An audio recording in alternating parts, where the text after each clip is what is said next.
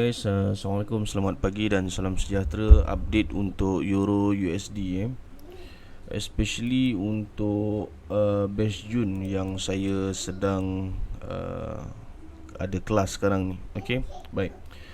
So this is the kedudukan untuk time frame monthly sekarang ni. Okay, kat sini kita boleh nampak ada SBR dekat sini. Okay, dekat bawah ni, tapi SBR ni dah batal lah, candle yang warna biru ni. Okay, jadi sebelum ni, previously, sebelum yang saya buat webinar ni, market berada dekat bahagian bawah dan saya ada tandakan SBR. Okay, SBR yang sepatutnya bakal berlaku lah sekiranya dia close as a bear candle.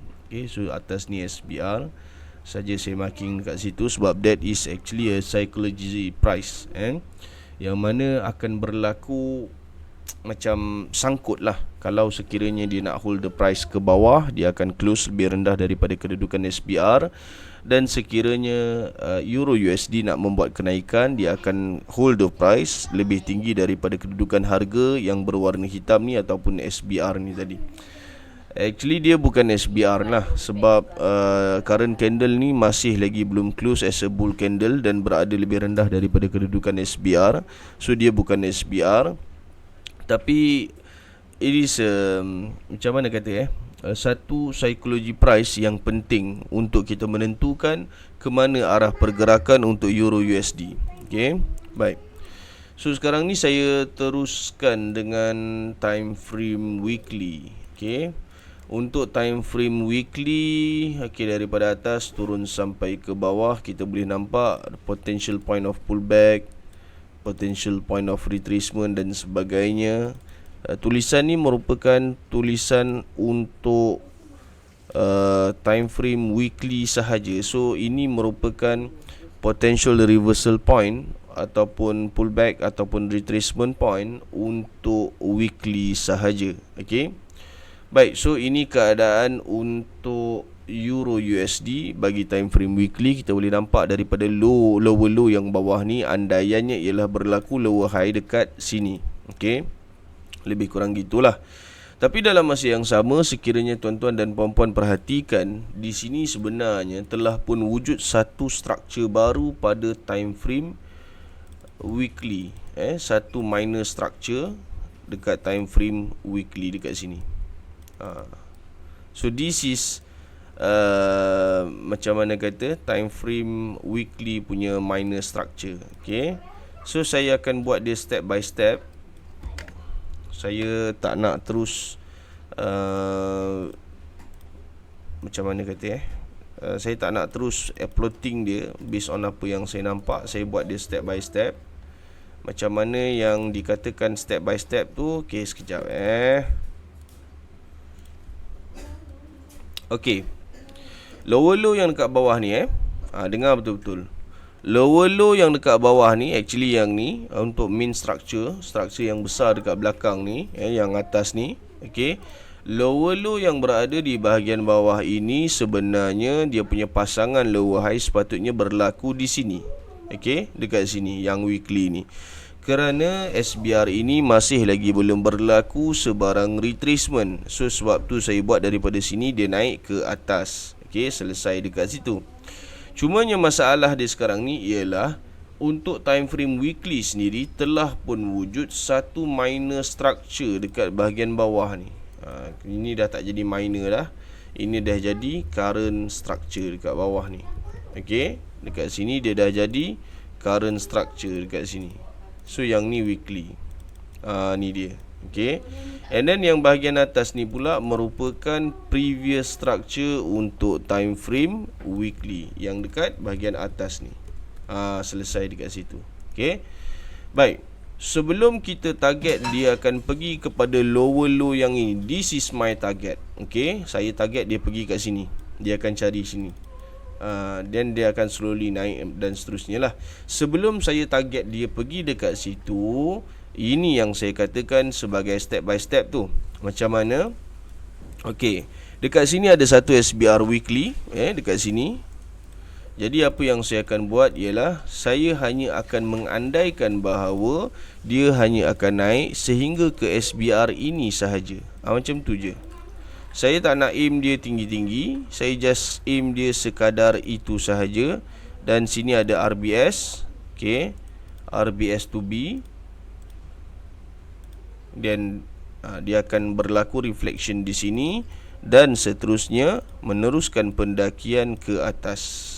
Gitu. Macam itulah lebih kurang. Gitulah. Okey. Tarik sikit bawah lagi. Lebih kurang lah gitulah. Okey. Selesai. So kalau kata saya aim daripada bawah ni, contohnya daripada bawah ni saya aim dia terus naik ke atas ni, boleh bukan tak boleh. Tapi dekat sini ada SBR. So it is better untuk fokus halangan yang berada di depan kita dulu sebelum terus ke atas ni tadi. Walaupun sebenarnya current structure this is previous structure, so kita akan buat dia punya target, lepas ni dia akan cari sini.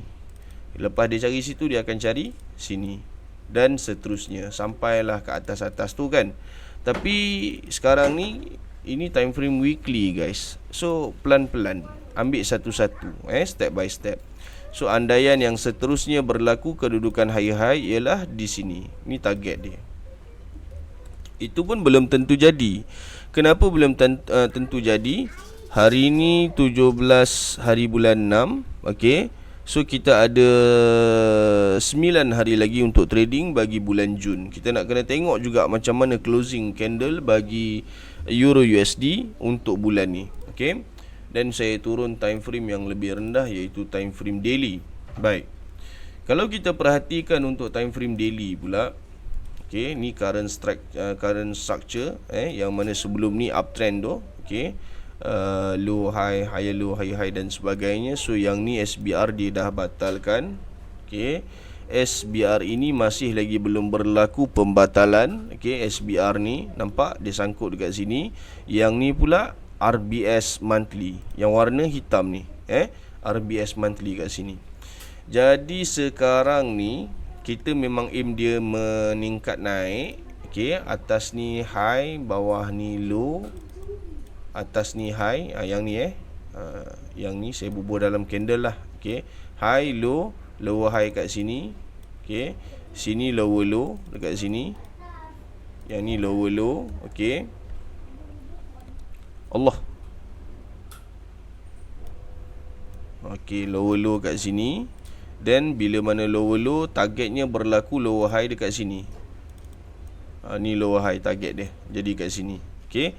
So memang expected dia akan mendaki ke atas. Masalahnya sekarang ni ialah adakah dia akan mampu untuk terus mendaki ke atas ataupun dia akan terus terjun ke bawah. Sebab okay, this is the previous structure. High low, lower high, lower low, lower high.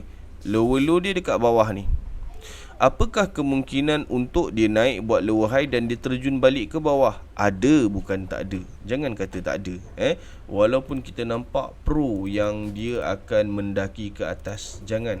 Probability adalah sangat penting dalam trading. Okay, macam mana kita nampak, macam mana kita nak buat floating dan sebagainya. Okay, itu merupakan satu exit plan ataupun satu entry plan yang sangat-sangat baik sebenarnya. Okay, biar nampak banyak tak apa daripada tak nampak langsung. Bahaya. Okay, baik. So sekarang ni yang major punya. Okay, yang besar punya. Okay, yang paling besar punya. Okay, dan dalam masa yang sama kita akan aim dia untuk berlaku sebaliknya, bukan macam yang kita nak. Saya nak dia naik lah, korang boleh nampak entry saya buy kan.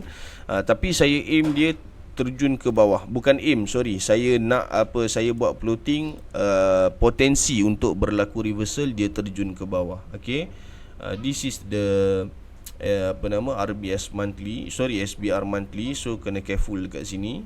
Okay, dia tak boleh nak lepas dan sebagainya. So price akan play around this price lah. Okay, jap. Saya ada nampak macam benda yang tak kena, tapi saya tak tahu nak explain. Okay, dia berkenaan dengan structure. Okay, So ni current structure. Okay, yang ni saya padam. This is the major structure. Major structure ni major structure. Dia bukan previous structure. Ini major structure. Yang ni pula minor structure. Dia bukan current structure. Dia minor. Okay, okay. Dia minor structure dan dia juga merupakan current structure. Kenapa? Sebab yang ni downtrend, yang ni juga downtrend. Kena faham. Kalau kata macam contoh weekly, dia berbeza. Yang ni current structure uptrend, yang ni previous structure downtrend. So kita boleh aim dia akan naik kat sini, dekat sini, dekat sini, sini dan sini. Okey, contohnya. Tapi sekiranya dia berada di dalam keadaan trend yang sama, downtrend yang ni pun downtrend. So itu yang major structure, minor structure. Kita nak kena tengok point-point dia. Kita perlu memberikan penekanan mana yang market akan pergi. Okey. Baik. So sekarang dekat sini clear. Ini merupakan 2 point. Yang ni double pixel. Yang ni yang masih lagi belum berlaku sebarang retracement. Masih lagi valid.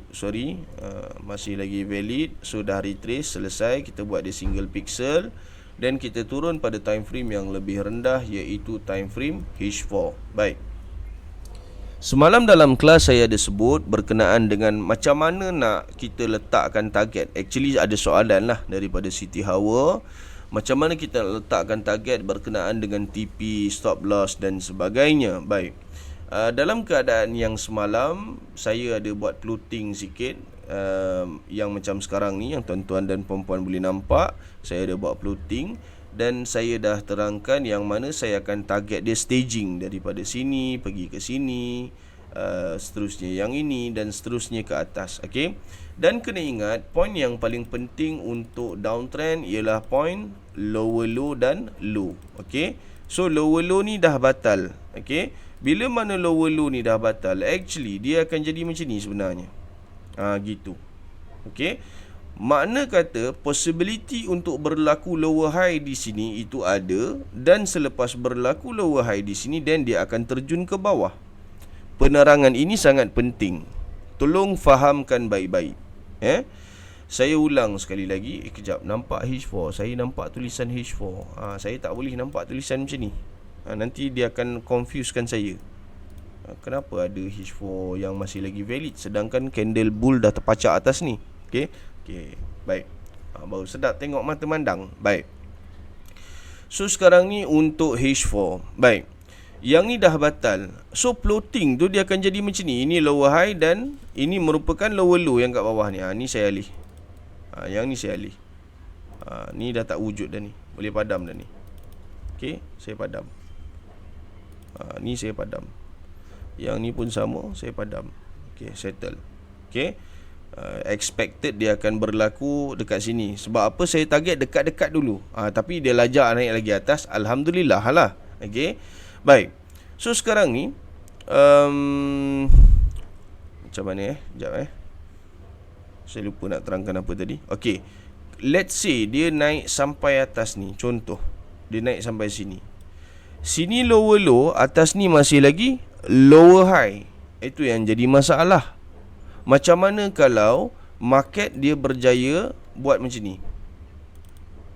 Dia naik sampai atas ni dan dia close kat sini. So yang ni batal. Bila mana yang ini batal, automatically dia akan jadi macam ni.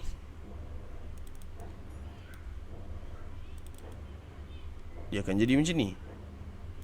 Okay. Dia akan jadi macam ni. Bila mana dia dah jadi macam ni, pullback ni dia akan bertukar menjadi retracement ke atas ni. Makna kata possibility untuk market meneruskan trend ke bawah itu masih tinggi. Jangan kata tak ada, masih tinggi. Okey. Tapi sekiranya candle berjaya membuat closing di sini, yang ni pun dah habis, batal. So daripada high directly terjun jadi low. Dia dah berubah. Yang ni ada possibility untuk dia naik dan teruskan pendakian ke atas. Okay. So pemahaman ni penting. Okay. Pemahaman yang macam ni sangat-sangat penting. supaya kita boleh nampak macam mana keadaan market yang terkini, dia punya potensi untuk dia terjun, teruskan perjalanan dan sebagainya. Kita kena baca betul-betul. Okay. So ni pullback kat sini, yang ni pula pullback. Sorry, yang tu bukan pullback dah. Ni bukan pullback dah ni. Sini retracement Sini retracement kat sini. Okay. Yang ni saya padam. Okay. Yang ni pun saya padam. Okay.